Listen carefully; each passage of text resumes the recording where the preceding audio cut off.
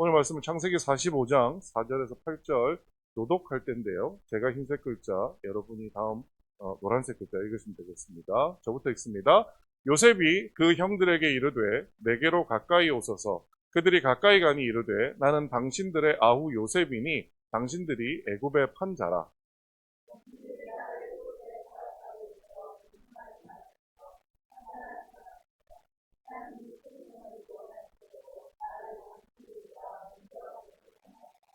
땅에 기근이 있은 지 2년이 되었으나 아직 5년은 밭갈이도 못하고 추수도 못할지니라.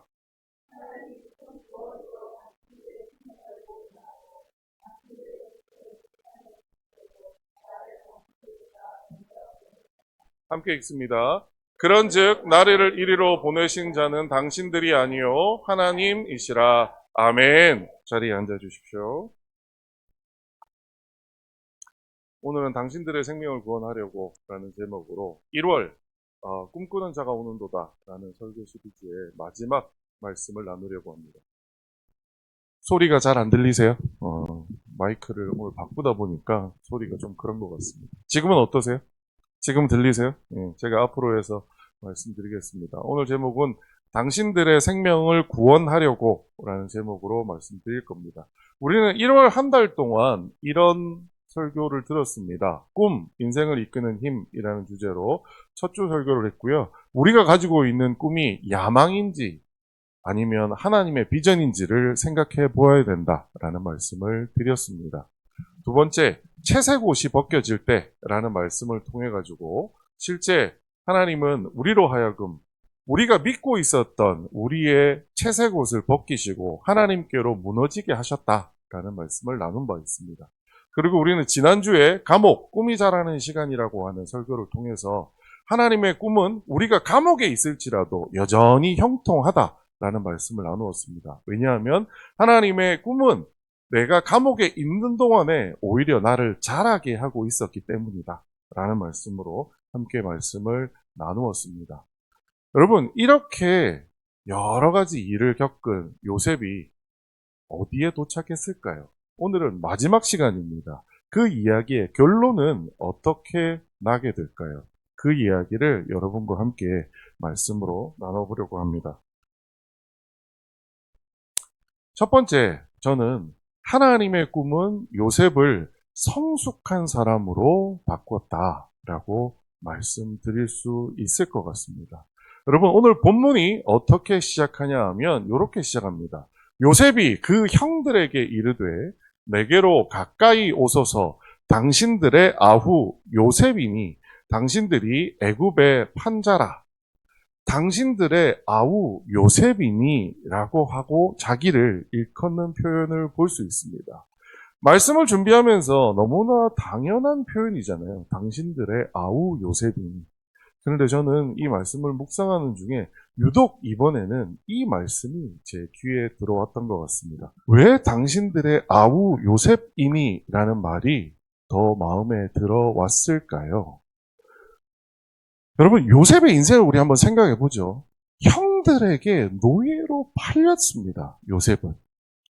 여러분, 만약에 여러분 인생에 이러한 경험이 있다면 여러분은 어떻게 스스로를 여길 것 같으세요?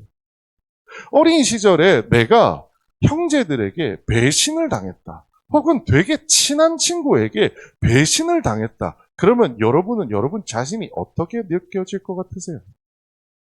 저는 많은 드라마를 통해서, 저는 이런 경험을 직접 해본 적은 없어서, 하지만 많은 드라마를 통해서 이러한 처절한 경험한 사람들이 어떻게 변해가는지 본 적이 있습니다. 저는 간접적인 경험이나마 제 인생에 딱 한 번이라고 하면 아닌 것 같고, 실패를 경험하고 나서 제 자신에게 끔찍한 생각이 들더라고요. 한마디로 자기 비하. 나는 아무것도 아닌 것 같아. 나는 형제들로부터도 버림받은 사람이에요. 저는 입시에 실패하고 나서 제가 사람 같아 느껴지지 않았습니다. 이야, 내가 이런 사람이야? 여러분 어떠세요? 여러분이 인생에서 한번 큰 실패를 거두었다면 많은 분들은 어떤 자리로 떨어지냐 하면 자기 비하라고 하는 자리로 떨어지게 마련입니다. 그런 경험들 있지 않으세요? 반대로 요셉 같은 경우에는 저런 끔찍한 경험을 했음에도 불구하고 지금 어떤 자리에 가 있어요? 애굽의 총리 대신이 되어 있습니다. 자기 비하에 빠졌던 누군가가 갑자기 엄청난 성과를 거두었어요. 그때 우리에게 찾아오는 건 뭘까요? 한마디로 교만함. 저도 이거 경험했어요. 입시를 실패하고 끝간데 없는 자기 비하에 빠졌다가 어느 날 우연치 않은 선배의 도움으로 대기업에 입사를 했습니다. 처음에는 저 변방에 있는 부서에 있다가 갑자기 우연한 기회로, 지금에 와서 생각해보면 하나님의 인도하심이라고 생각하지만 그때만 하더라도 우연한 기회로 사장직 속에 기획조정실에 들어가서 4,000명이 다니는 회사에 전체 회사의 기획을 함께 정리하고 고민하는 자리에 올라갔을 때 세상에 제가 피라미드 꼭대기에 있는 줄 알았어요. 이야, 뭐 제가 모이는 회의에 가면요, 대한민국에 똑똑하다는 인간들 다 모여 있어요. 여러분 아실지 모르겠는데 막 대기업들 모이면은요, 대기업 한 기업만 오는 게 아닙니다. 여러분 들어본 H회사, S회사, 온갖 회사에서 기획조정실 사람들만 모여서 이렇게 하는 몰래 하는 회의들이 있습니다. 그런 자리에 제가 들어가 보고 느낌이 어땠을까요? 이야, 나는 성공했다! 이제 저것들은 다 내 발바닥, 발밑이야! 저는 이렇게 생각했었어요. 하물며 대한민국이라고 하는 조그만 나라에 조그만 회사를 다녀도 이런 기분일 텐데 지금 요셉은 어디를 갔어요? 애굽에서 뭐를 해요? 왕의 바로 밑에 있는 총리 대신의 역할을 맡게 됐어요. 얼마나 높은 자리예요. 진짜로 높은 자리입니다. 여기는. 충분히 교만해질만 합니다. 그런데 그 요셉이 형들에게 자신을 표현하는 이야기, 뭐라고 지금 표현하고 있나요? 당신들의 아우 요셉입니다. 라고 얘기한다는 거죠. 여러분, 인생을 다 살고서 인생길을 쭉 가다가 여러분 인생이 진짜 성공했느냐 실패했느냐 잘 살았느냐 못 살았느냐 모르겠습니다. 제가 감히 여러분에게 그거의 기준이 어디에 있다라고 말하는 것 자체가 어불성설이겠습니다만, 제가 생각하는 건 우리가 잘 살았다라고 감히 말할 수 있는 것은 과연 애굽의 총리 대신이 되었기 때문에 잘 살았다고 얘기할 수 있을까요? 저는 인생 중에 자기 비하에 빠져서 10년을 살았고요. 교만하게 10년을 살아봤습니다. 그렇게 인생을 살아본 다음에 제가 깨닫게 된 것은 진짜 저의 자리가 어디다라고 하는 것을 알겠더라는 겁니다. 인생을 잘 살았다라고 얘기하는 것의 기준이 뭐냐? 저는 성공한 사람이 되었다라고 하는 것이 인생을 잘 산 것이냐? 하나님은 과연 우리에게 야, 너를 애굽의 총리 대신 만들어줄게. 그게 하나님이 우리에게 가지고 계신 꿈이냐? 아닙니다. 하나님이 꿈꾼 것은 우리를 성공한 사람으로 만드는 것을 꿈꾼 것이 아니라 뭐를요? 내가 누구인지 바로 알게 만드는 것이 하나님이 우리에게 기대하시는 삶이다라는 생각을 저는 해보게 됩니다. 여러분은 지금 어떤 자리에 계세요? 자기 비하의 자리에 계세요? 아니면 교만의 자리에 계세요? 아니면 정말 제대로 나는 이런 사람이야 라고 하나님 앞에 얘기할 수 있는 자신을 바로 아는 자리에 계신가요? 하나님은 요셉을 바닥으로 떨어뜨리셨다가 애굽의 총리 대신으로 올리셨다가 한 이유는 한 가지라고 생각합니다. 자기 비하에도 빠지고 교만에도 빠질 수 있는 자리에 보낸 나머지 요셉이 어떻게 됐어요? 자기 자신을 바로 아는 사람이 될 수 있었다라는 거예요. 그래서 요셉이 그 형제들을 대할 때 어떻게 대하느냐? 요셉이 그 형들에게 이르되 내게로 가까이 오소서 당신들의 아우 요셉이니 당신들의 애굽의 판자라. 전 이 말을 읽는데 감동이 있었습니다. 왜냐? 형들이 애굽의 노예로 요셉을 팔았습니다. 그리고 그 형들이 지금 총리 대신이 된 요셉을 알아보지 못한 채 요셉 앞에 마치 신하처럼 요셉이 어렸을 때 꿈꿨던 그 꿈처럼 형 앞에 머리를 꾹뻑 숙이고 나타났습니다. 요셉의 입장에서 어떤 생각이 들까요? 그래, 이거지. 그래, 하나님이 나를 이렇게 해주시려고 그때 그 꿈을 꾸게 하셨지. 라고 생각할 수 있지 않나요? 우리가 지금 생각할 때는. 하지만 그것들이 얼마나 큰 상처였을지 여러분 생각해 보시면 이해되시죠? 요셉에게는 엄청난 상처였습니다.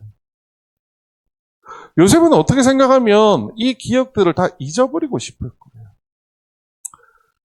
여러분, 누군가 나에게 엄청 잘못한 사람이 있다라고 한번 생각해 보시죠. 그 사람을 용서하는 방법 어떻게 되나요?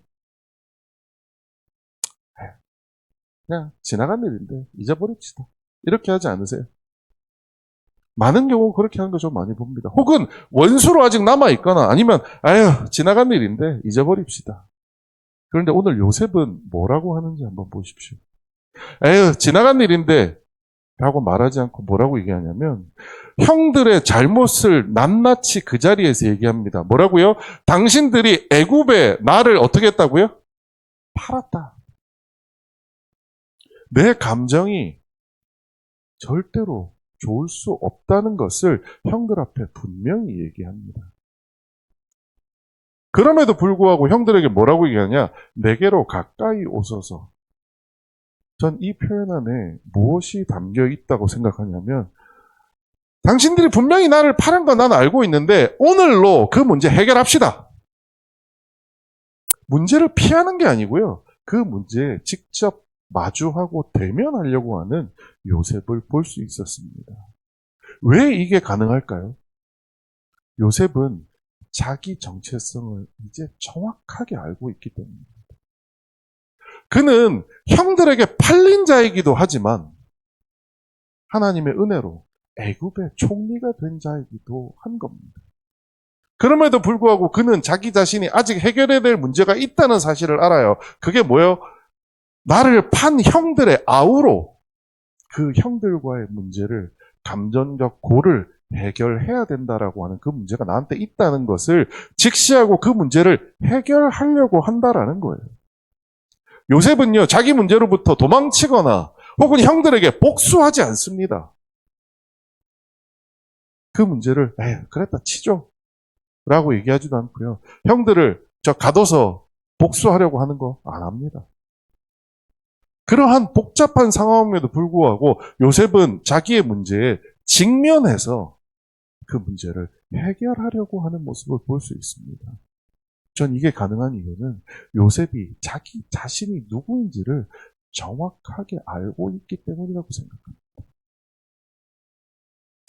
요셉은 과거를 원망으로 해석하지 않습니다. 현재를 우연히 그렇게 되었다고 말하지도 않습니다. 미래를 그래서 두려워서 내 미래를 어떻게 될지 모르겠어요 라고 얘기하지도 않는다라는 겁니다. 요셉은 수많은 역경 속에서 자신의 경험과 기억을 하나님 안에서 해석함으로써 이 모든 문제들을 내 스스로가 해결할 수 있게 만들어가고 있다라는 겁니다. 여러분 수많은 역경 속 지금 역경을 많이 달려오지 않으셨나요? 여러분 그 역경이 원망되지 않으세요? 오늘 내가 서 있는 자리가 우연으로 느껴지지 않으세요? 어쩌다 보니 재수로 이렇게 되었다라고 느껴지지 않으세요? 그래서 여전히 미래는 두렵지 않으세요? 우리가 만일 이런 자리에 서 있다면 그 이유는 명확합니다. 아직 우리는 우리 자신이 누구인지 모른다라는 겁니다. 하나님 안에서 내 인생이 해석될 때 비로소 우리 자신은 우리를 이해할 수 있습니다. 누구로요? 나는 하나님의 백성입니다. 라고 이해할 수 있다라는 겁니다. 신앙이 성숙해진다라고 하는 것은요. 그래서 삶의 해석이 달라지는 겁니다. 여러분은 분명히 어려운 시절을 지나왔을 겁니다. 그래서 지금 어떤 공간에 있을 겁니다. 그리고 앞으로 어딘가를 가야 할 겁니다. 근데 우리가 성숙하지 못한 단계에서는 과거를 원망하기만 하고요. 현재를 우연으로 해석하고요. 그래서 여전히 미래는 두렵게 바라보는 것이 우리의 한계입니다. 하지만 요셉을 보시죠. 하나님은 요셉을 자기 비하의 끔찍한 자리에도 떨어뜨리시고 교만할 수 있는 높은 자리까지 보내신 나머지 요셉이 자기 자신이 누구인지 명확하게 알 수 있게 해주셨습니다. 그랬더니 어떻게 돼요? 요셉이 자기 인생을 해석하는 바가 달라지는 겁니다. 과거는 원망이 아니고요. 하나님이 나를 자라게 한 시간이었구나 라고 이해할 수 있다는 겁니다. 현재는 어떻게 이해할 수 있어요? 우연이 아니라 하나님의 꿈이 나를 여기까지 데리고 오셨구나 라고 이해하는 겁니다. 그렇게 되면 자연히 미래는 어떻게 될까요? 여기까지 인도하신 하나님이 내 미래도 지켜주시겠구나. 그게 바로 신앙의 성숙이라고 하는 부분들을 기억해 주셨으면 좋겠습니다. 신앙의 성숙은요, 진정한 자기 자신이 누군지 아는 겁니다. 여러분, 우리는 누군가요? 우리는 하나님의 백성입니다. 과거에 우리가 어떤 어려운 역경을 지나왔더라도 오늘 우연치 않게 어떤 곳에 있는 것 같을지라도 미래가 여전히 두려울지라도 우리는 하나님의 백성입니다. 어려운 순간도 하나님이 함께 하셨고 지금 순간에도 하나님이 함께 계시고 미래에도 하나님이 우리의 길을 인도하시는 것을 기억하며 하루하루를 사는 여러분들이 되시기를 주님의 이름으로 부탁드립니다. 두 번째, 요셉을 통해서 우리가 기억해야 될 부분, 중요한 사실 또 하나는요. 하나님의 꿈은 요셉에게 실력까지 준비시키셨다라고 하는 겁니다. 우리는 마치 열심히 기도해서 내 신앙만 좋아지면 모든 것이 오케이라고 생각하기 쉽습니다. 교회에서 말하는 많은 것들은 뭐냐? 기도 많이 해라, 성경 많이 읽어라라는 이야기를 많이 합니다. 하지만 하나님은 요셉을 어떻게 하셨을까요? 하나님이 생명을 구원하시려고 나를 당신들보다 먼저 보내셨나이다 라고 되어 있습니다. 하나님이 요셉을 애굽 땅에 먼저 보내셨습니다. 생명을 구원하려고. 하나님이 요셉을 애굽 땅에 먼저 보내신 이유가 뭘까요? 왜 하나님은 요셉을 애굽 땅에 먼저 보내셨을까요? 우리 신약에 나오는 세례 요한처럼 그의 길을 예비하라고, 형들의 길을 예비하라고 보내셨을까요? 제가 종종 이제 다른 분들한테 맛집을 소개할 일들이 있습니다. 저는 누군가에게 맛집을 소개할 때 저만의 원칙, 철학이 있습니다. 뭐냐? 내가 먼저 가봐야 돼요. 거기를 어떻게 도착하는지 다 알아야 돼요. 그리고 그 집에 가서 메뉴를 쫙 시켜서 먹어본 다음에 뭐가 제일 맛있는지 알아야 돼요. 그래야지 누군가를 데리고 갈 때, 이쪽으로 따라오시면 됩니다. 그래서 길도 안내해주고, 뭐 먹을지 곤란해할 때, 요거 시키시면 돼요. 라고 알려주기 위해서 저는 미리 다 해봅니다. 그리고 나서 사람들을 데려가요. 그러다 보니 저한테 맛집을 소개받은 사람이 다 뭐라고 얘기하냐면, 이야, 역시 식도락이세요. 제가 얘기합니다. 미안한데 나는 음식의 맛을 잘 못 느껴. 저는 솔직히 말씀드리면 음식의 맛이 있는지 잘 모릅니다. 근데 그냥 접대용으로 할 뿐입니다. 오늘 요셉의 그런 용도로 하나님이 먼저 보내셨을까요? 저는 아니라고 생각합니다. 왜 그것을 알 수 있냐면요. 애굽의 총리 대신으로 요셉을 선택한 바로 왕이 요셉을 향하여 뭐라고 얘기하는지를 보면 알 수 있습니다. 우리 같이 한번 읽어볼까요? 시작. 하나님의 영에 감동된 사람, 너와 같이 명철하고 지혜 있는 자가 없도다. 아멘. 바로왕이 뭐라고 얘기하냐면 하나님의 영에 감동된 사람이라고 얘기합니다. 누가요? 요셉이요. 그리고 너와 같이 명철하고 지혜 있는 자가 없도다라고 이야기합니다. 첫 번째, 하나님의 영에 감동된 사람이라고 하는 것은 뭐냐? 하나님의 인도하심을 받는 사람이라고 바로가 인정하는 겁니다. 근데 전 그 뒤에를 주목합니다. 너와 같이 어떤 사람이요? 명철하고 지혜 있는 사람이 없다라고 얘기하는 거죠. 하나님이 요셉을 먼저 보내셔서 어디에 보내셨는지 우리는 다 알고 있습니다. 하나님, 요셉은 단순히 꿈을 해석하는 사람이 아니었습니다. 꿈을 해석한 다음에 뭘 해요? 애굽의 총리 대신이 되어서 그 꿈이 뜻하는 바를 실제 세상에 어떻게 문제들을 해결해야 될지 그 문제를 해결하는 역할을 맡아서 기가 막히게 이 문제를 해결해냅니다. 어떻게 이게 가능했을까요? 우리는 보디발 집에서 노예 생활했던 요셉을 알고 있습니다. 감옥에서 억울한 죄수 생활을 했던 요셉을 알고 있습니다. 우리가 생각할 때 이 과정을 요셉에게 있어서 끔찍한 고난의 시간이라고 생각합니다.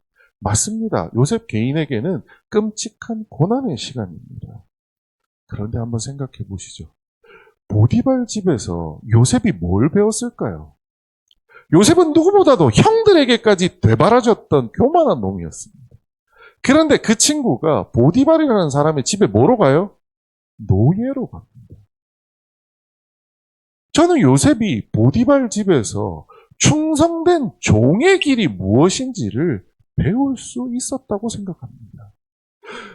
아버지 야곱 집에서 자랐다면 요셉은 하나님의 말씀에 이렇게까지 충성된 종의 역할을 할 수 있었을까? 저는 못했을 거라고 생각합니다.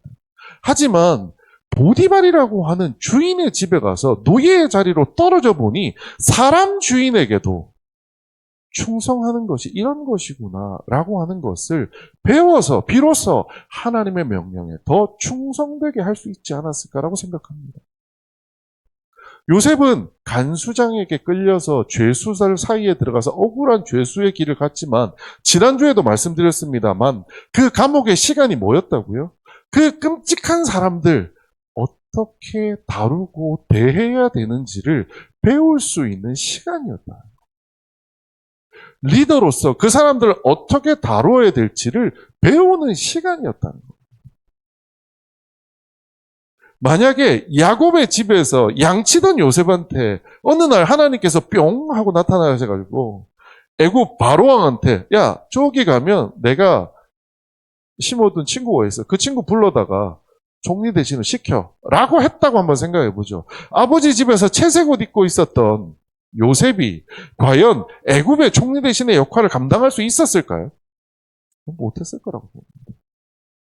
하나님이 요셉을 애굽에 먼저 보내신 이유는 한 가지입니다. 준비하라고요.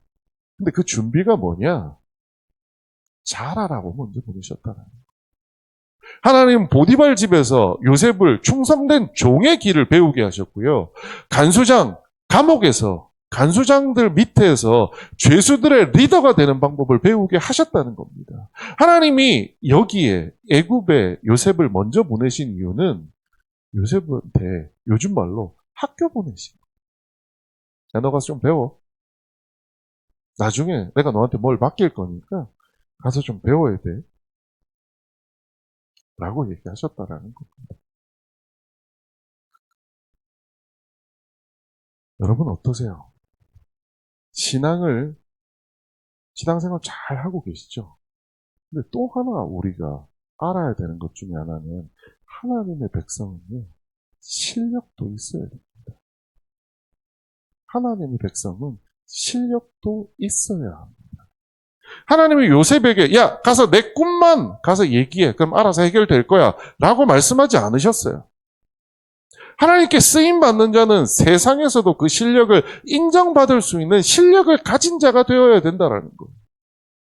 그래서 바로왕으로 하여금 하나님의 영에 감동된 자라고 하는 칭호뿐만 아니라 지혜와 명철이 뛰어난 자라는 칭호를 받을 수 있게 되어야 한다는 겁니다. 우리는 어떨까요?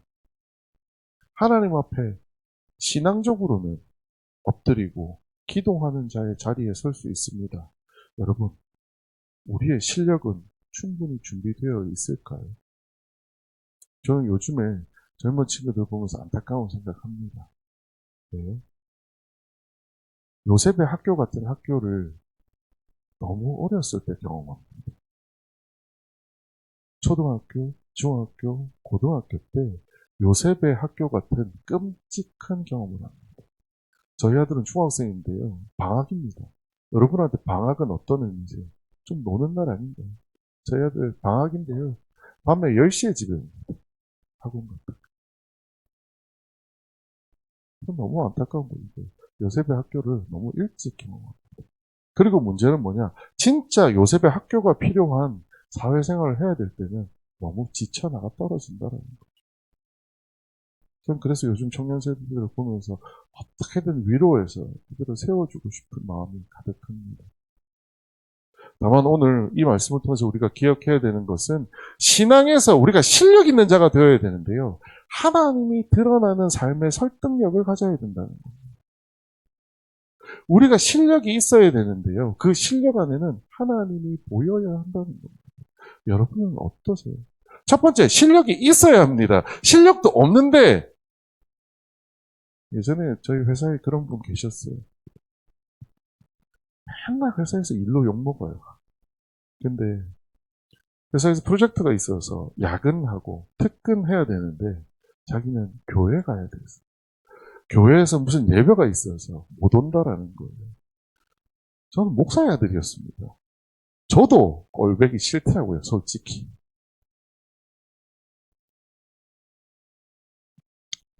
우리는 실력이 있어야 됩니다. 근데 그 실력 안에 하나님이 드러나야 한다라는 겁니다. 신앙의 실력은 하나님이 설명되는 삶을 살아내는 것입니다. 여러분, 어떠한 역경과 어려움이 있더라도 어떠한 어려운 상황에서도 우리는 하나님 붙잡고 문제 해결해낼 수 있는 실력을 가진 하나님의 백성이 되기를 주님의 이름으로 부탁드리겠습니다.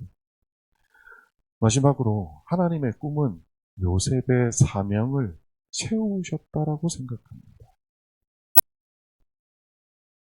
정지용 시인의 시처럼 맨날 제가 언급합니다. 왜 사냐면 우찌요라고 얘기합니다. 여러분 어떠세요? 왜 사세요? 지금도 아무도 대답 안 하시고 빙그레 웃으시네요. 정지용 시인이 시를 참 잘 쓴 것 같습니다. 왜 사냐면 웃지요. 왜냐면요. 모르겠거든요. 왜 사는지 아세요? 저는 모르겠습니다.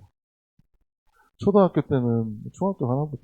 중학교 되면 고등학교 가나보다. 고등학교 가면 대학 가나보다. 대학 가면 취업하나보다. 취업하면 승진하나보다. 승진 끝나고 나면 은퇴 언제 하지? 우리 선배들은 그런 리니어한 선형적인 삶을 살았습니다.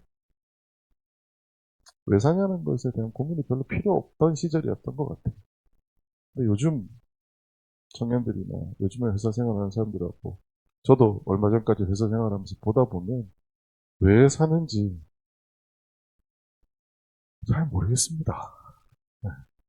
근데 오늘 여러분 요셉은 어땠을 것 같으세요? 보디발 집에 끌려간 요셉에게 야 너 왜 사니? 이라고 물어보면 요셉은 뭐라고 대답했을까요?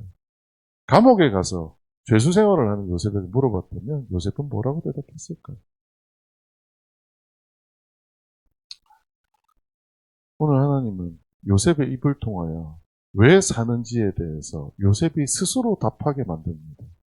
하나님이 큰 구원으로 당신들의 생명을 보존하고 당신들의 후손을 세상에 두시려고 나를 이 땅에 먼저 보내셨다라고 얘기하는 것이 요셉이 자기의 인생을 설명하는 겁니다.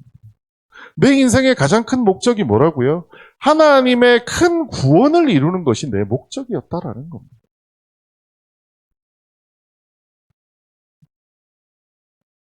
여러분은 어떤 목적을 갖고 계세요? 여기 계신 분 중에 어떤 분들은 저 같은 제이라서 목적을 명확하게 가지고 계시는 분이 있어요. 연말이 되면 이런 거 해야지. 언제 되면 저런 거 해야지. 그게 여러분 달성되니까 뭐가 찾아오시던 거예요? 허무함이 찾아옵니다.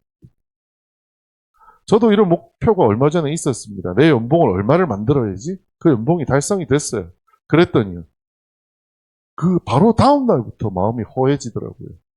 왜냐하면 내가 원하는 목표의 연봉이 달성되었는데 다음 날 나한테 달라지는 게 아무것도 없어요.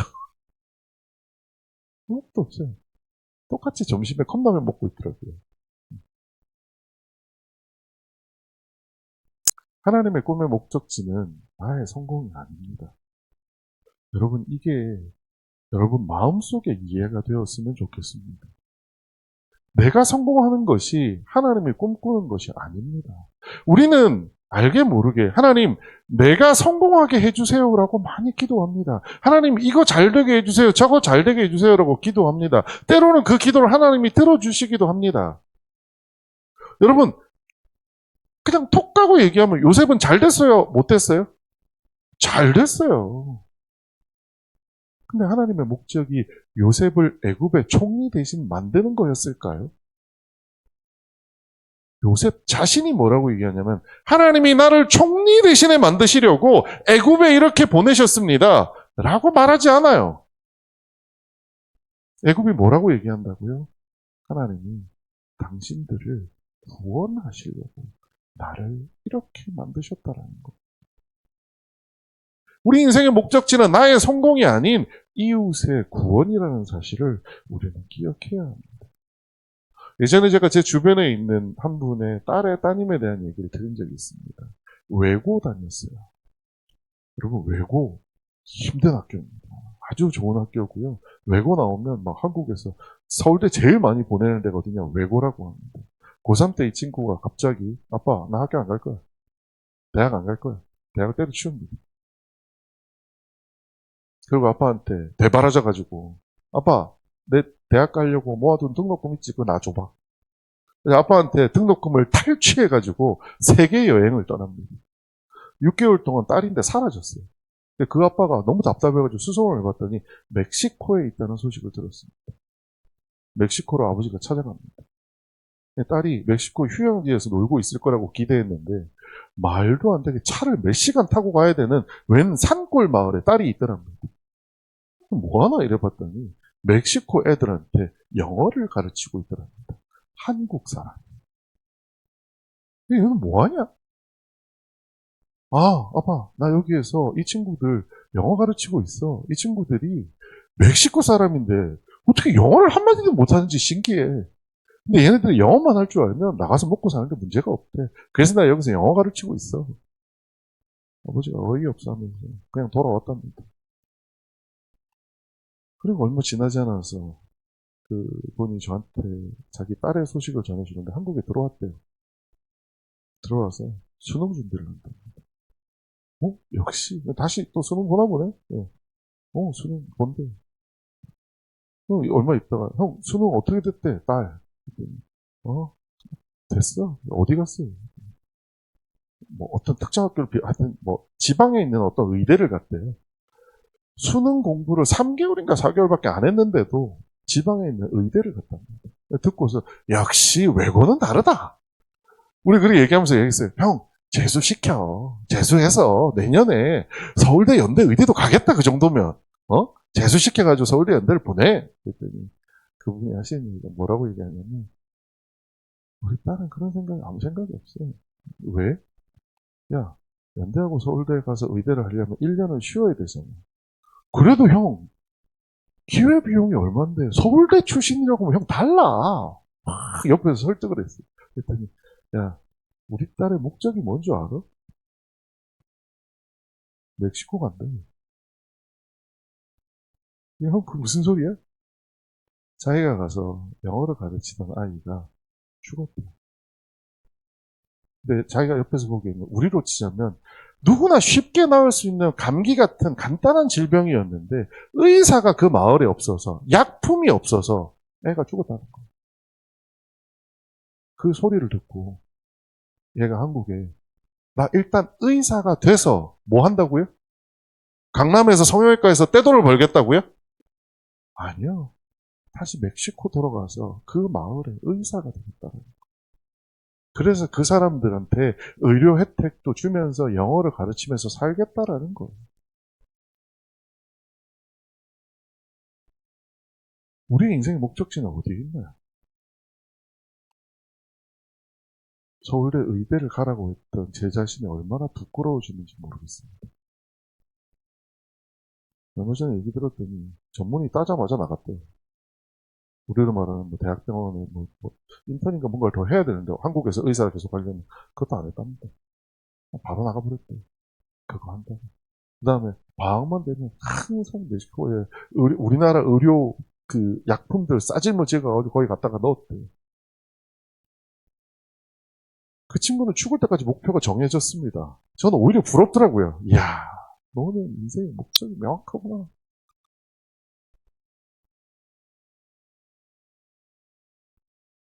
우리의 꿈의 목적지는 어디일까요?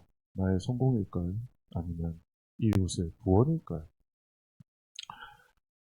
저는 요셉의 입을 통해서 하나님이 형들에게 큰 구원 때문에 내가 먼저 애굽에 왔다라고 고백하는 그 속에서 하나님이 요셉에게 사명을 채워주셨음을 발견하게 됩니다.